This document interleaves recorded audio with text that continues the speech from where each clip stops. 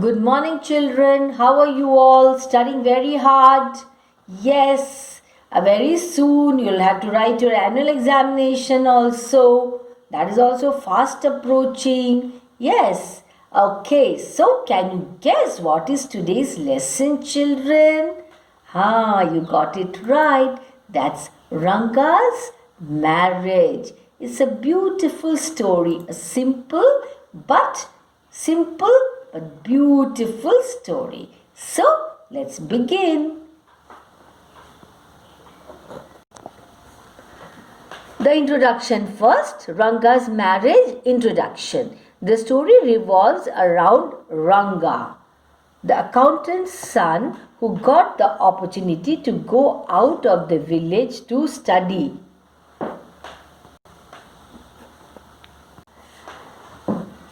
The accountant's son, he's who? Ranga. Yes, Ranga is accountant's son. He got the opportunity to go out to the village to study.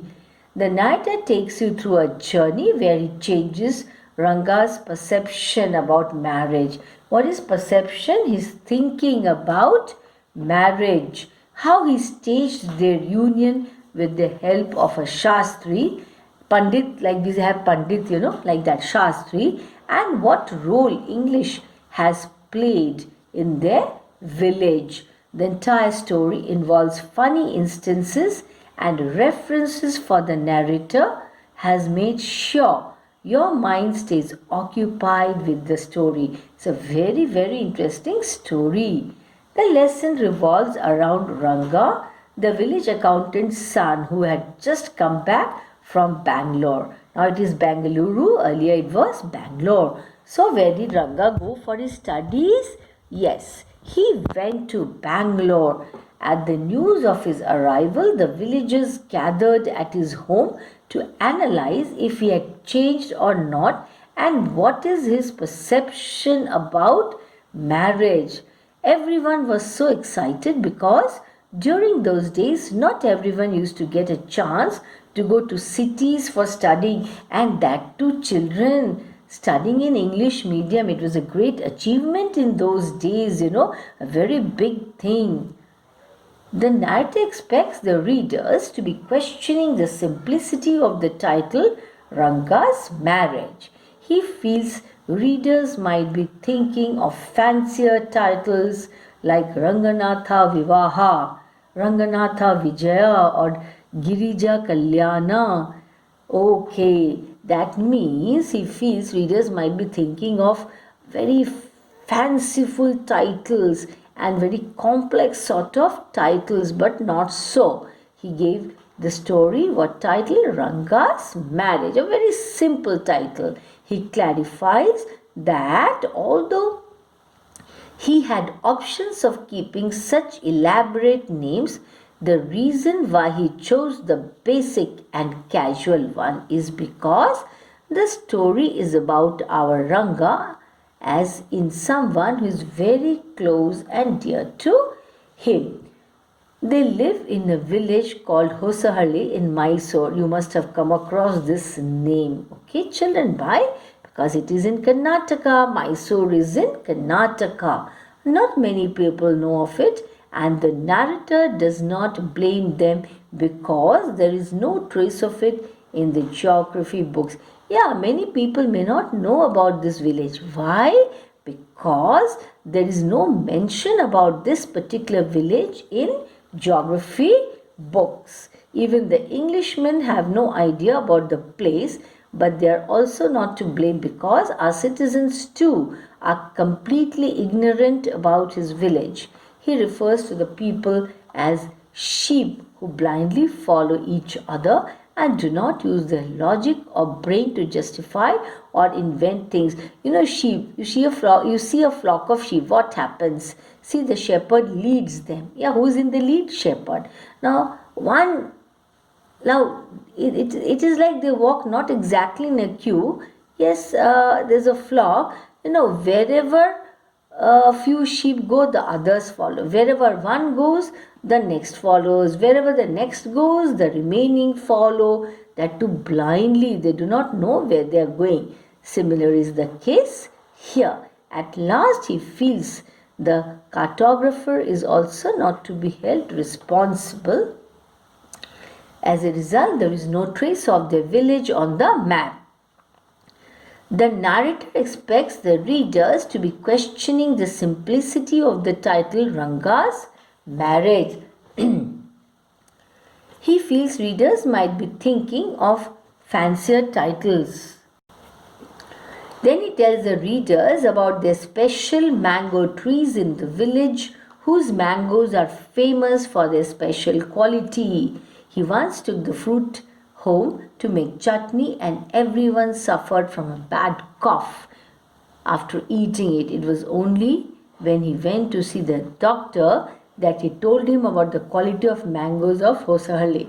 The narrator asks the readers to take a bite and assures that the sourness of the mango will be felt by them till the top of their head. Yeah, where the Brahma Randhra is located. Where the Brahma Randhra is located.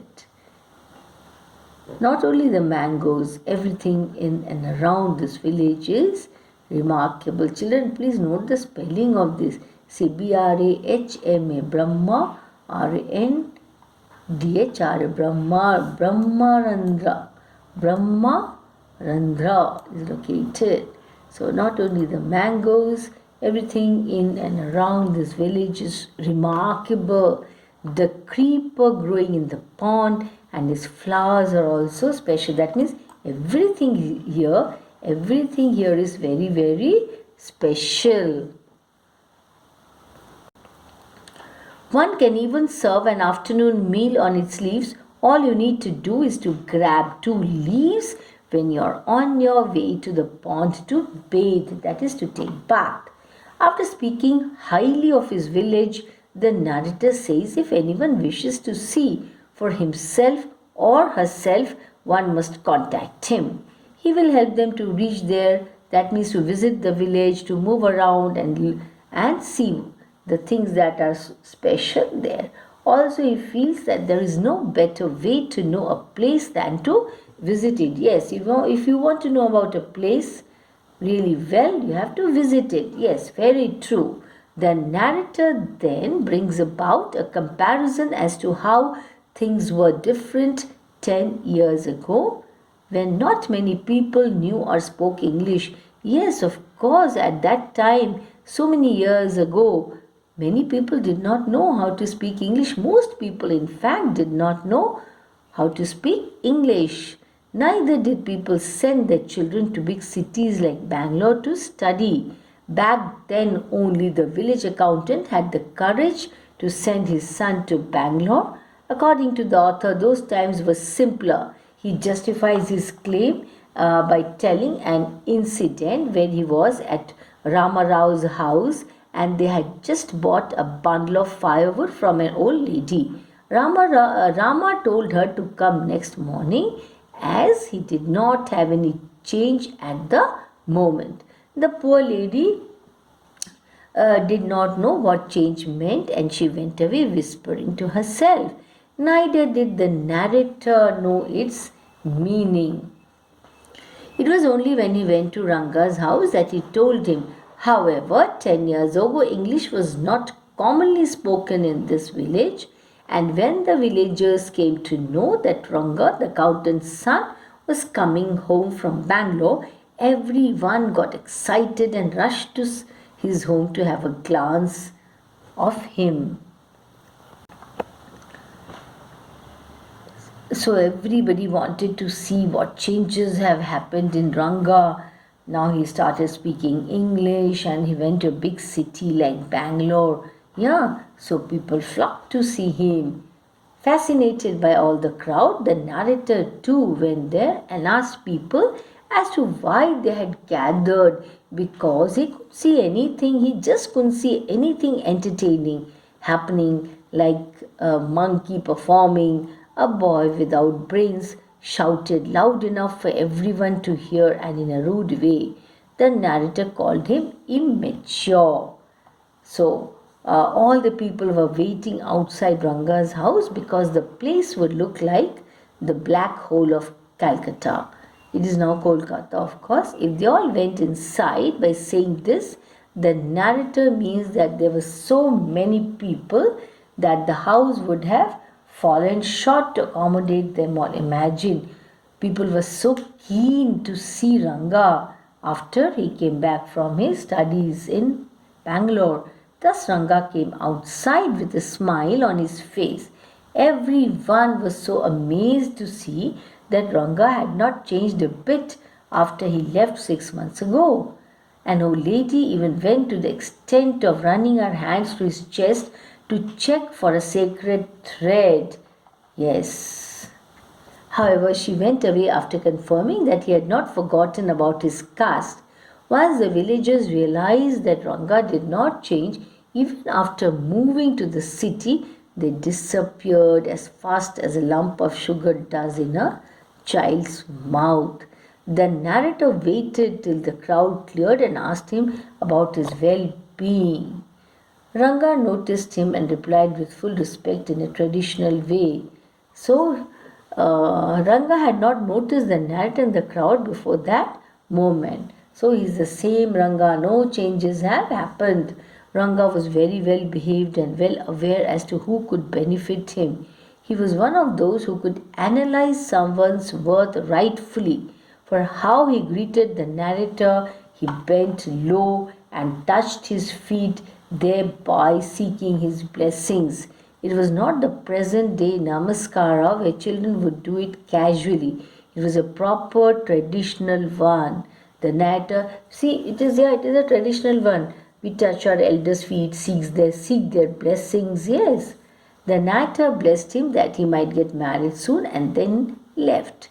That afternoon, Ranga visited the author with a few oranges, which the narrator thought was quite thoughtful of him. Thinking of how nice Ranga is, the author thought it would be a good deed to have him married to a girl just as nice as him. They chatted for a while and then the narrator asked Ranga about his views on getting married. Let's see what reply Ranga gives. Ranga expresses that he doesn't intend on marrying now because he intends on finding the right girl. Now, since he's educated, he's not interested in marrying until and unless he finds the right girl. He cites the example of an officer who got married at the age of 30 to a woman aged 25. Now, since these are both adults, they would understand each other's actions and behavior. Whereas, suppose the narrator finds a girl who is very young, she could misunderstand his words, actions because she is not mature enough. So, Ranga stresses on what? He stresses on maturity. To him, maturity is very important. That would help in understanding each other. He even mentions the love story of Shakuntala and Dushyanta from Mahabharata, and that he would not have fallen in love with Shakuntala if she were too young. In that case, Kalidasa's play also would have not existed. That is why he intends on saying a bachelor till he intends on staying a bachelor till he finds the right girl. So according to him, getting married to the right girl is very, very important. Here the narrator introduces us to a new character in the story named Ratna. She is 11 years old and is Rama Rao's niece. She had lost both her parents, so her uncle brought her from the big town to his home with him. She had a great voice and could play harmonium and veena. The narrator thought veena is a musical instrument, children. The narrator thought that Ranga and Ratna would make a great pair. Ratna was quite familiar with the narrator as he visited Rama's place frequently. That means very often he visited. The narrator thought of a plan to introduce Ratna to Ranga. He asked Rama to send Ratna to his place as he wanted to send some buttermilk for them. She came all dressed up. The narrator insisted upon her to sing a song while he sent someone to call Ranga. Just as she was singing, Ranga arrived at the door. Her melancholic voice touched his ears, and thus he did not want to interrupt the singing, so he stood at the door. So where is Ranga standing? At the door, and the girl Ratna is singing. He was curious to see the singer and very cautiously means very carefully, he tried to have a look which disturbed the lighting in the room. On seeing a stranger, Ratna immediately stopped her singing. So, what does Ratna do? She stops singing. The narrator compares Ranga's situation to the disappointment of dropping a best quality mango on the floor just before having to truly enjoy it. It was as if something great had been stolen before one could fully enjoy it.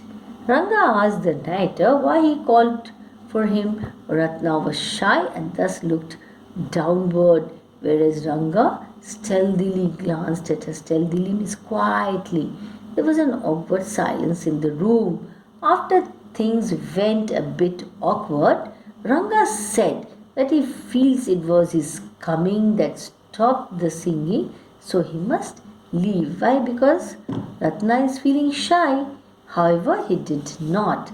The narrator makes fun of him because he had no intention of going. He jokes about it and says one cannot expect actions and words to match in the Kali Yuga. After a few minutes of awkward silence, Ranga finally asked the narrator about the girl. Now the narrator compares the situation with the infamous story of the he-goat and the lion, where he is the he-goat and Ranga the lion. The narrator replies very cleverly and intends on seeing Ranga's interest in knowing about Ratna. Thus he says that who she is not of that much importance because he's already married and Ranga doesn't intend on marrying anytime soon. Hearing the narrator's reply, Ranga got excited. Actually, he's disturbed, Although he did not show it, but was quite evident, it is seen on his face. Full of hope, he asks if she isn't married yet, to which the narrator replies that she is, probably a year ago. Ranga was disappointed. Why? Because he likes the girl, and disheartened, he's unhappy. It was clearly all over his face. He went away quoting some work. Our narrator, having staged certain liking in the mind of Ranga for Ratna, went on to complete his play. He went to the village Shastri and told him everything that had to be said and done. Then he met Ranga that afternoon and he carried what? He met Ranga that afternoon. He carried the same disappointment on his face.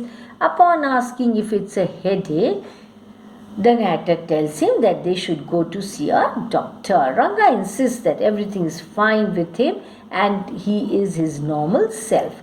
Narrator very wittily, intelligently makes a remark that he went through the same feelings when he was seeing girls for himself and immediately mentions that it could not be the reason for Ranga. Furthermore, he suggested that they go see Shastri to see if the stars, that means Guru for Jupiter and Shani for Saturn, are in their favor.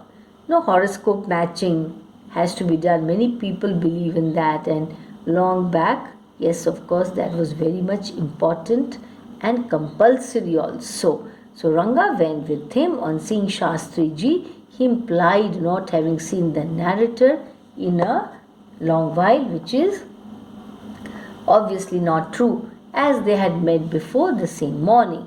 Here, the narrator reveals his pet name, Shyama, as they called him in the village.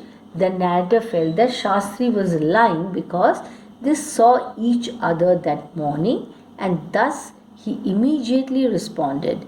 However, Shastri completed his sentence and saved the entire situation. Shyama realized what he was just about to do and took extra care from that moment. Shastri continued his role and acted surprised on seeing Ranga. The narrator asks Shastri to take out all his tools to help solve whatever is going on in Ranga's mind with full authority. Shastri took out his essentials and told him that this is all ancient science, but he won't recite it now because they both would get bored, but he does intend on telling it some other time. Shastri moved his lips while counting quickly and asked Ranga about his star, which he did not know. Shastri implied that it's manageable. He appeared to be doing certain calculations. After a moment, he indicated that Ranga has a girl on her mind. Even after trying his best, Shyama could not control his laughter. He thus posed the question to Shastri, asking about the details of the girl. Shastri thought and replied that the girl is likely to have a name of something found in the ocean. So their guesses include Kamala, Pachi, Moss, Pearl, and then suddenly Shastri said Ratna. Actually, Shastri knows all about Ratna. All of it came together now to a girl named Ratna. All these things are well planned, okay? Who's the niece of Ramarao? That's it. Ranga was thinking about her only. Ranga was both surprised and happy because Shastri's predictions were right. He immediately became disappointed when he recalled that she was married. Actually, she's not. Shastri said that he did not know all that and there might be another suitable girl to make it look real. Shastri interfered in their name guessing game and told them that he only told what can be read. Both of them left and crossed Ramarao's door, where Shyama went to see Ratna for a minute and then came back. When the narrator comes back, he announces that fortunately Ratna is not married and someone might have wrongly conveyed it to him about that. The narrator expresses his amazement at the fact that he has been thinking about Ratna and asks him to swear upon the truth. So to his surprise, Ranga told him the truth that whatever Shastri said is true. His belief in all the Shastras had strengthened, became strong. Shyama went to see Shastri that evening when he was near the well and remarked about how well he did what Shyama told him to. Shastri seemed, actually this was, everything was told beforehand to Shastri by the narrator Shyama. That is the reason I said all well planned. Shastri seemed not to like what the narrator was saying. So thus he says that whatever he said could very clearly be seen in the Shastras. He completely disagreed with having staged the entire conversation. So now the narrator takes us a few years forward. It is like, things were happening in the flashback. You see a Hindi movie, it is like that, where Ranga and Ratna are happily married. So they are happily married. They had a 3-year-old son and Ratna was 8 months pregnant. Ranga's sister had come over to help them. It was Shyama's birthday. Yes, not birthday children, birthday. Yes, the couple named their son after the narrator, as it is a common foreign tradition to name your child after someone you truly admire. When the narrator went there for dinner, Shyama came running to him only to show his love by holding his leg. The narrator kissed him and gave him a ring. The narrator writes an ending note to all the readers. He writes an ending note hoping that they were not bored. So that is what the narrator writes. So, children, note down the summary, go through it again and again. Interesting lesson. You always get questions from this lesson. Every exam you get. So, it's very important from the point of view of examination and otherwise also. That's all, children. Thank you. Goodbye.